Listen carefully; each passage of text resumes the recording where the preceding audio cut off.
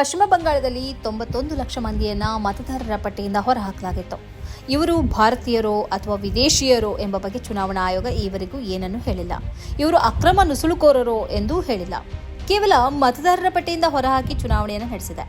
ಇವರಲ್ಲಿ 34 ಲಕ್ಷದಷ್ಟು ಮಂದಿ ತಾವು ಮತದಾನಕ್ಕೆ ಅರ್ಹರಿದ್ದೇವೆ, ನಮ್ಮಲ್ಲಿ ಅರ್ಹ ದಾಖಲೆಗಳಿವೆ ಎಂದು ಹೇಳಿ ನ್ಯಾಯಾಲಯಕ್ಕೆ ಅರ್ಜಿ ಸಲ್ಲಿಸಿದ್ದಾರೆ. ಈ ಅರ್ಜಿ ಇನ್ನೂ ಇತ್ಯರ್ಥವಾಗಿಲ್ಲ. ಆದರೆ ಇದೀಗ ಪಶ್ಚಿಮ ಬಂಗಾಳದ ಬಿಜೆಪಿ ಸರ್ಕಾರ ಈ ಎಲ್ಲರಿಗೂ ಶಾಕ್ ನೀಡಿದೆ.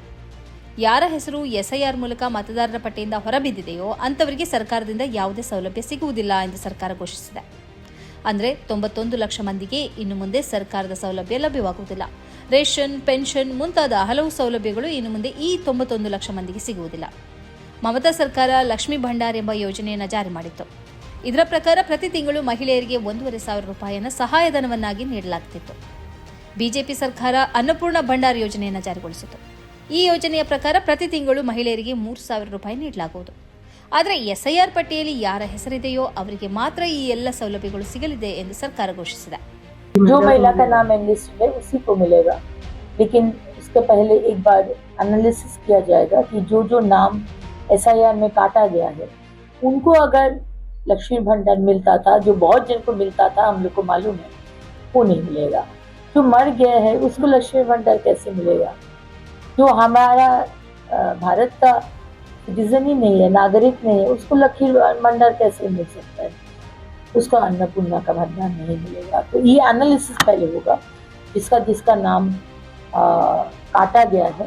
हाँ, माननीय मुख्यमंत्री जी ये बोले हैं, जो अपील किया है, अपील में है ट्राइब्यूनल में, और जो सीए में जिसका अभी तक वो फॉर्म फिलअप किए, अपील किया है, ये दो को अलग रखना है इससे. लेकिन जिसका नाम, इसका अलावा जो नाम काटा है उसको अन्नपूर्णा का भंडार नहीं मिलेगा. ಇದೇ ವೇಳೆ ಬಿಹಾರ ಸರ್ಕಾರ ಕೂಡ ಇಂಥದ್ದೇ ಕ್ರಮ ಕೈಗೊಳ್ಳಲು ಮುಂದಾಗಿದೆ. ಯಾರ ಹೆಸರು ಮತದಾರರ ಪಟ್ಟಿಯಲ್ಲಿ ಇಲ್ಲವೋ ಅವರಿಗೆ ರೇಷನ್ ಸೌಲಭ್ಯ ನೀಡಲಾಗುವುದಿಲ್ಲ ಎಂದು ಸರ್ಕಾರ ಘೋಷಿಸಿದೆ. ಇಂತಹವರ ಬ್ಯಾಂಕ್ ಖಾತೆಯನ್ನು ರದ್ದು ಮಾಡಲಾಗುವುದು ಎಂದು ಬಿಹಾರದ ಮುಖ್ಯಮಂತ್ರಿ ಸಾಮ್ರಾಟ್ ಚೌಧರಿ ಹೇಳಿದ್ದಾರೆ. ಬಿಹಾರದಲ್ಲಿ ಎಸ್ಐಆರ್ ಬಳಿಕ 5 ಲಕ್ಷ ಮಂದಿಯ ರೇಷನ್ ಕಾರ್ಡ್ ಅನ್ನು ರದ್ದುಪಡಿಸಲಾಗಿದೆ ಎಂದು ಸಚಿವ ಅಶೋಕ್ ಚೌಧರಿ ಸ್ಪಷ್ಟಪಡಿಸಿದ್ದಾರೆ.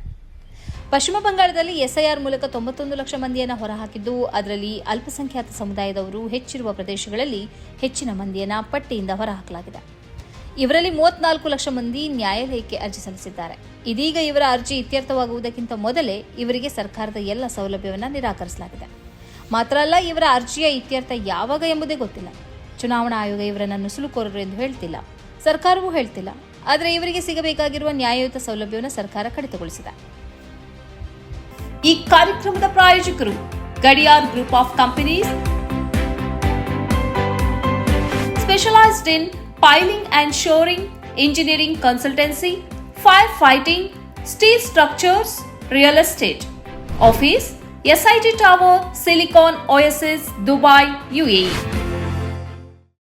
ಸ್ನೇಹಿತರೆ, ನಿಮ್ಮ ಅದ್ಭುತ ಬೆಂಬಲದಿಂದ ಸನ್ಮಾರ್ಗ ನ್ಯೂಸ್ ಚಾನೆಲ್ ಈಗ 2 ಲಕ್ಷ ಸಬ್ಸ್ಕ್ರೈಬರ್ಗಳನ್ನು ದಾಟಿದೆ.